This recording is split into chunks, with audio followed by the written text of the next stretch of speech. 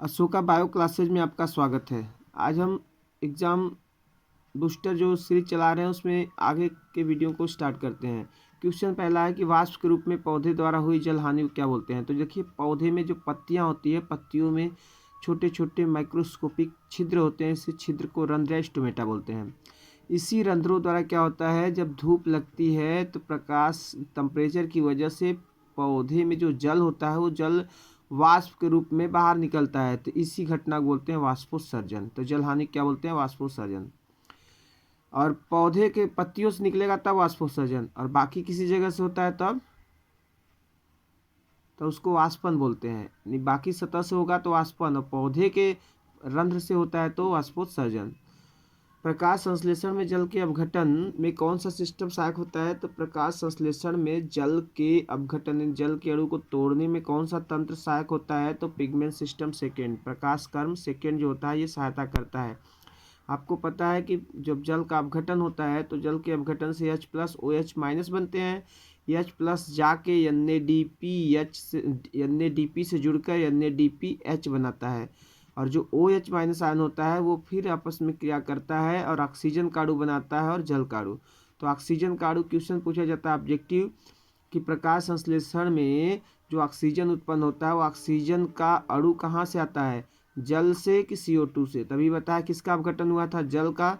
तो जल से उत्पन्न होता है, जल के अणु में जो ऑक्सीजन है वही ऑक्सीजन का अणु उत्सर्जित होता है। अगला क्वेश्चन है श्वसन गुणांक। श्वसन गुणांक जिसको रेस्पिरेटरी कांस्टेंट या RQ बोलते हैं। तो गूदेदार या रसदार पौधे का श्वसन गुणांक क्या होता है, आपको पता है। पहले श्वसन गुणांक क्या होता है, CO2 और O2 का अनुपात। CO2 और O2 के अनुपात को बोलते हैं श्वसन गुणांक। तो गूदेदार या रसदार पौधे में जो होता है वहाँ पे CO2 उत्पन्न होता ही नहीं है। तो जब CO2 नहीं उत्पन्न होता है तो उसका श्वसन गुणांक क्या हो जाता है, 0। अनाक्षी श्वसन में RQ यानी अनाक्षी श्वसन जिस ऑक्सीजन का यूज नहीं होता है तो उस वाले श्वसन में श्वसन गुणांक कितना होता है, तो अनंत होता है।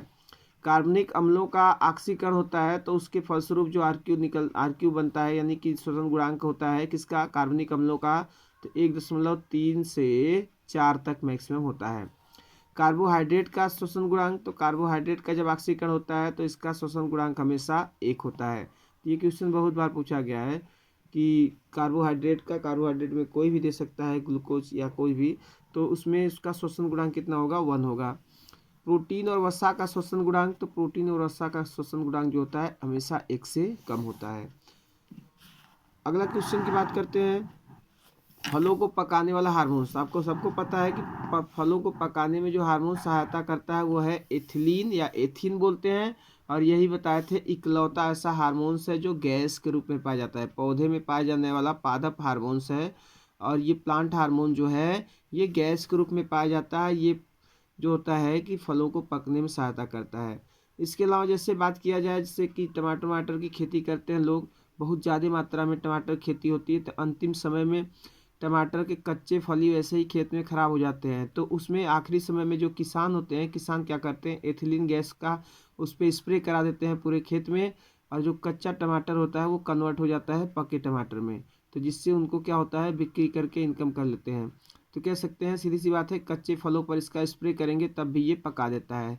तो फलों को पकाने में सहायता करता है कौन सा हार्मोन, तो वो है एथिलीन।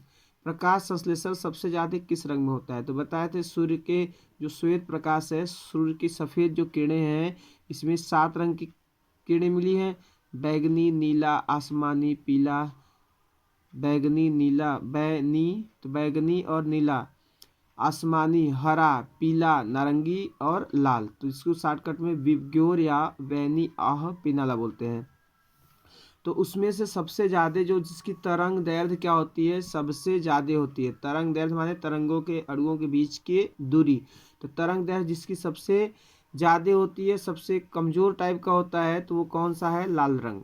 लाल रंग जो होता है, लाल रंग के प्रकाश में प्रकाश संश्लेषण की क्रिया सबसे तेज होती है। अगला क्वेश्चन है, मिमोसा पुटिडा जिसको आप छुई मुई बोलते हैं, छुई मुई का पौधा, मिमोसा पुटिका जो की पत्तियों को छूने पर मुड़ने लगती है, मुरझा जाती है, सिकुड़ जाती है। छुई मुई का पौधा आपने देखा होगा, इमली की पत्ती जैसा उसकी पत्ती होती है, जब आप छूते हैं उसको तो क्या होती है, वो सिकुड़ जाती है। तो ऐसा क्यों होता है, तो उन कोशिकाओं के बीच में जो कोशिकाओं के बीच में उनको टच करते हैं तो एक कोशिका से जिसको टच करते हैं उसका जल क्या होता है, बगल की कोशिका में चला जाता है। तो अंतर कोशिकीय परासरण के कारण क्या होता है, अंतर कोशिकीय परासरण के कारण ही क्या होता है कि छुई मुई की पौधे की पत्तियां छूने से मुरझा जाती है, सिकुड़ जाती हैं। सॉरी। अगला क्वेश्चन है C4 चक्र। C4 चक्र सर्वप्रथम किस पौधे में बताया गया, यानी किस पौधे में खोजा गया था। तो जितने भी आपके बताए थे कि जैसे एक बीजपत्री पौधे होते हैं प्राय उनमें कौन सा चक्र होता है, C4 चक्र होता है। तो गन्ने में सबसे पहले खोजा गया था C4 चक्र। एल्यूरान परत में सबसे ज़्यादा होता है। तो एल्यूरान परत एक्चुअल में ये प्रोटीन की परत होती है। एल्यूरान परत प्रोटीन की परत होती है जो एक बीजपत्री पौधे के बीज के ऊपरी परत पर, यानी जो छिलका होता है छिलका के जस्ट नीचे वाली परत में क्या होता है, वही परत है एल्यूरान परत। और ये किसकी बनी होती है, प्रोटीन की। पौधे द्वारा प्रकाश की अवधि तथा समय के प्रति अनुक्रिया, यानी पेड़ पौधे जो होते हैं प्रकाश, देखते हैं कुछ पौधे में जो फूल लगने की प्रक्रिया होती है तो क्या होती है, धूप और प्रकाश पर धूप और समय पर निर्भर करता है कि कितना समय तक धूप है। तो यानी कि पौधे द्वारा प्रकाश की अवधि माने प्रकाश कितने समय तक लग रहा है और उसके प्रति जो रिएक्शन यानी अनुक्रिया होता है तो उस पूरी घटना को बोलते हैं फोटो पीरियडिज्म या दीप्तिकालिता। दीप्तिकालिता माने कि दीप्ति माने हो गया प्रकाश, काल में समय। तो प्रकाश की अवधि को ही क्या बोलते हैं, पौधे द्वारा प्रकाश की अवधि तथा समय के प्रति अनुक्रिया को बोलते हैं आप दीप्तिकालिता। अगला क्वेश्चन है किन पौधों की पत्तियों में रंध्र नहीं होता है। तो किन पौधों की पत्तियों में रंध्र नहीं होता है, तो सीधी सी बात है, रंध्र का काम बताए थे, क्या करता है, वाष्प को उड़ाता है, वाष्पोत्सर्जन करता है। और जो पौधा ऑलरेडी पानी में डूबा होगा तो पानी में डूबा होगा तो उतना सूर्य का टेम्परेचर उसके पत्ती पर तो असर करेगा नहीं, तो उसमें रंध्र नहीं होगा तो कोई दिक्कत नहीं है। तो इसका मतलब जल से पूरी तरह से जल में डूबी हुई पौधे में रंध्र नहीं होता है। तो जल निमग्न पौधा, जो जल निमग्न यानी जल में पूरी तरह से डूबे हुए पौधे होते हैं उनमें रंध्र नहीं होता है। वृद्धि रोधक हार्मोन्स, ऐसा कौन सा पौधे में पाया जाने वाला हार्मोन्स है जो उसको बढ़ने से रोकता है, वृद्धि को रोकता है। तो एब्सिसिक अम्ल जो होता है इसको बोलते हैं वृद्धि रोधक हार्मोन। क्लोरोफिल में उपस्थित धातु, तो क्लोरोफिल में उपस्थित धातु क्या होता है, मैग्नीशियम। मैग्नीशियम धातु किसमें पाया जाता है, क्लोरोफिल में।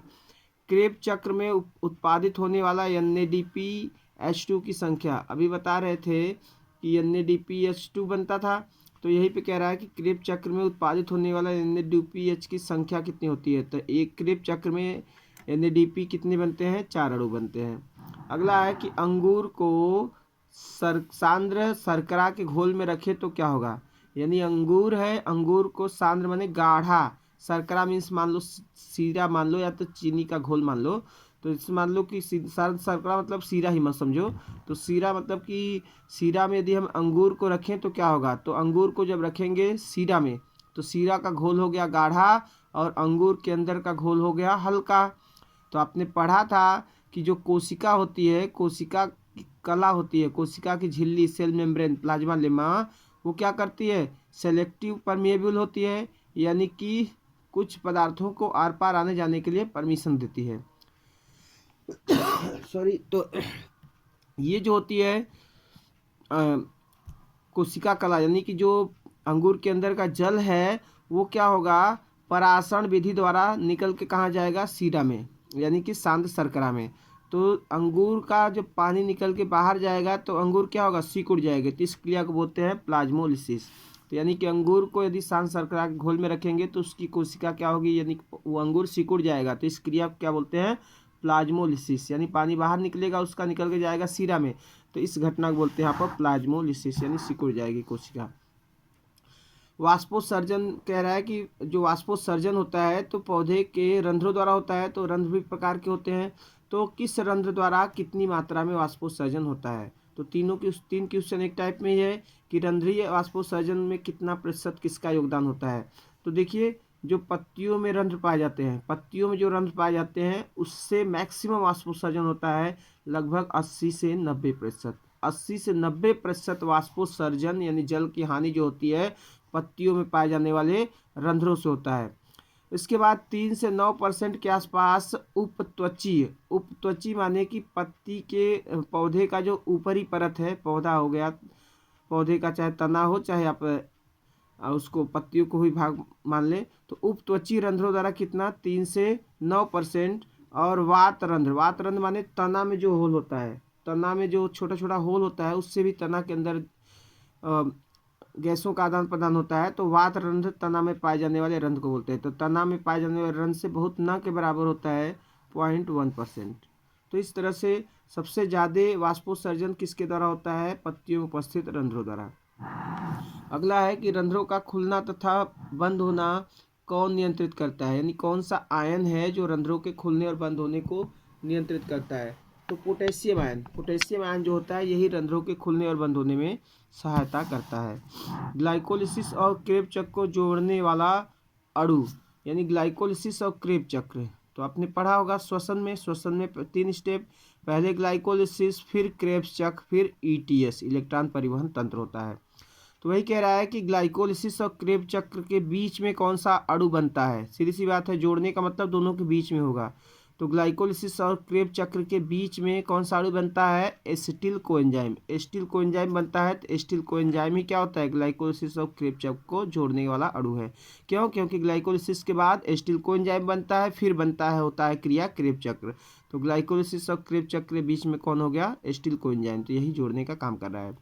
प्रकाश संश्लेषण कह रहा है कि प्रकाश संश्लेषण में जो होता है, चूंकि 2 अभिक्रिया होती है, एक लाइट रिएक्शन एक डार्क रिएक्शन। तो लाइट रिएक्शन यानी कि प्रकाश अभिक्रिया जो होती है ये कहाँ होती है? ये होती है हरित लवक में, और हरित लवक में किस में? ग्रेनम में। इसके बहुवचन क्या बोलते हैं? ग्रेना। आपको पता होगा हरित लवक की संरचना में, तो हरित लवक कैसा होता है? दोहरी झिल्ली से घिरा था, अंदर जिसके भरे तरल पदार्थ को आप बोलते थे स्ट्रोमा। स्ट्रोमा में जो होता है, स्ट्रोमा के अंदर जो तरल पदार्थ भरा होता है, तो उसी तरल पदार्थ में देखेंगे सिक्का के ढेर जैसे ढेर सारे सिक्का होते हैं, तो सिक्का के ढेर जैसा अनेक पर एक सिक्का रखे होते हैं, तो इस सिक्कों के ढेर जैसी संरचना को ग्रेनम बोलते हैं। और एक सिक्का जैसी संरचना को थाइलोकाइड बोलते हैं। एक सिक्के जैसी संरचना को थाइलोकाइड बोलते हैं। इसी थाइलोकाइड में जगह जगह पर क्लोरोफिल के अणु धसे होते हैं। तो क्लोरोफिल के अणु धसे होते हैं, और यही जब सूर्य का प्रकाश आता है तो यही क्लोरोफिल का अणु सूर्य के प्रकाश को अवशोषित करते हैं और जल का अपघटन करना शुरू करते हैं। तो सूर्य के प्रकाश को अवशोषित ग्रेनम करता है, यानी प्रकाश को अवशोषित करने वाला क्लोरोफिल ग्रेनम में पाया जा रहा है। तो यानी कि प्रकाश अभिक्रिया कहाँ हो रही है? हरित लवक के ग्रेनम में। प्रकाश अभिक्रिया कहाँ हो रही है? हरित लवक के ग्रेनम में। और बाकी जब प्रकाश अभिक्रिया में क्या बनता है? ATP बनता है, एडिनोसिन ट्राइफॉस्फेट, ऊर्जा के रूप में, और NADPH बनता है, वो भी ऊर्जा के रूप में। तो NADPH और ATP 2 चीज़ें बनती हैं। यही दोनों ऊर्जा अगली अभिक्रिया में जाती है जिसको बोलते हैं प्रकाशहीन अभिक्रिया। तो प्रकाशहीन अभिक्रिया में प्रकाश की आवश्यकता नहीं होती है। इसी को आपने जो था ये पूछा जाता है ऑब्जेक्टिव में कि प्रकाशहीन अभिक्रिया कहाँ पे होती है? तो ये होती है हरित लवक के स्ट्रोमा में। स्ट्रोमा भी बताएं कि हरित लवक के अंदर जो लिक्विड वाला भाग होता है, तरल पदार्थ होता है, उसी को बोलते हैं स्ट्रोमा। तो प्रकाश अभिक्रिया कहाँ होती है? हरित लवक के ग्रेनम में या ग्रेना में, और प्रकाशहीन अभिक्रिया स्ट्रोमा में। रंध्र के प्रकार, जो रंध्र होते हैं, अभी बात हुई थी कि